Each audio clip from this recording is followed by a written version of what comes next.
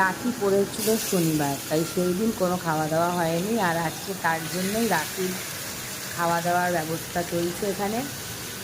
দেখতেই পাচ্ছ এখানে মা বসিয়ে দিয়েছে সকাল সকাল চিকেন কষা।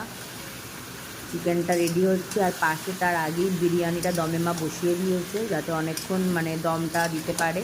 সেই জন্য আগে বিরিয়ানিটা করে নিয়েছে, আর এখন মা তৈরি করছে চিকেন কষা। একদম সিম্পল রেসিপি ছিল, আলু বিরিয়ানি, চিকেন কষা আর আমের চাটনি।